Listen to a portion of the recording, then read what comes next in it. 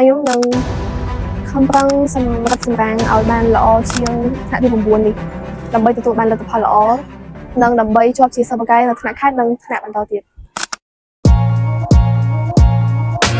ដំបូងខ្ញុំអត់រំពឹងថានឹងបានជាប់ទេបងពីព្រោះសិស្សដែលមកពីស្រុកផ្សេងហ្នឹងគេមានសមត្ថភាពបកាយហើយនៅពេលដែលប្រឡងហ្នឹងគេសរសេរបានច្រើនហើយមើលទៅគេមានទំនុកចិត្តដែរប៉ុន្តែនៅពេលដែលដឹងលទ្ធផលមក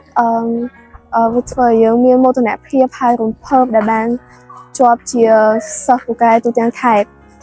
ហើយវាបានជំរុញទឹកចិត្តខ្ញុំធ្វើឲ្យខ្ញុំខិតខំប្រឹងប្រែងដើម្បីបានរីកចម្រើនទៅមុខទៀត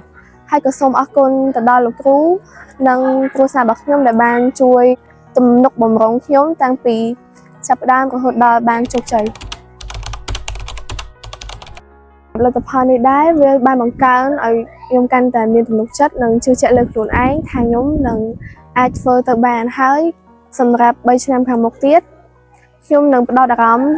សិក្សាស្វែងយល់អំពីមុខវិជ្ជាភាសាខ្មែរនេះឲ្យកាន់តែល្អនិងកាន់តែស្ទាត់ជំនាញជាងមុនហើយខ្ញុំនឹងខំប្រឹងសម្រាប់សម្រាំងឲ្យបានល្អជាងថ្នាក់ទី9នេះដើម្បីទទួលបានលទ្ធផលល្អនិងដើម្បីជាប់ជាសិស្សបកាយនៅថ្នាក់ខេត្តនិងថ្នាក់បន្តទៀត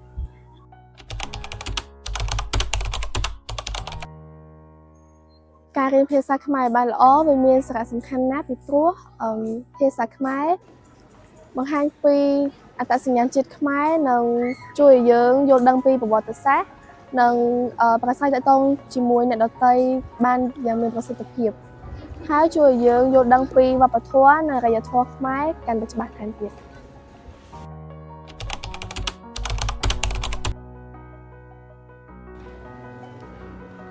គោលដៅដ៏ធំរបស់ខ្ញុំនៅថ្នាក់ទី12គឺខ្ញុំចង់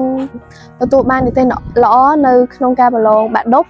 និងទទួលបានឱកាសប្រឡងសិស្សពូកែថ្នាក់ខេត្តនិងថ្នាក់ជាតិហើយទទួលបានលទ្ធផលល្អដើម្បីសម្រេចបានគោលដៅទាំងនេះយើងត្រូវមានការវិភាគច្បាស់លាស់ត្រូវខិតខំប្រឹងប្រែងរៀនសូត្រនិងព្យាយាមអានសៀវភៅឲ្យបានច្រើនក៏ដូចជាស្រាវជ្រាវនៅមេរៀនបន្ថែមទៀតដែលយើងមិនទាន់បានដឹង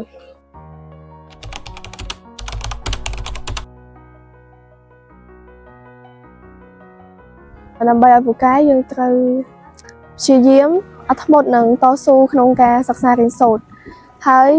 ត្រូវរៀនសូត្រដោយភាពសប្បាយរីករាយមិនត្រូវយកការរៀនមកធ្វើជាសម្ពាធទេជាពិសេសយើងត្រូវអានសៀវភៅឲ្យបានច្រើនពីព្រោះការអានគឺសំខាន់ធ្វើឲ្យយើងមានគំនិតទូលំទូលាយក្នុងការសរសេរ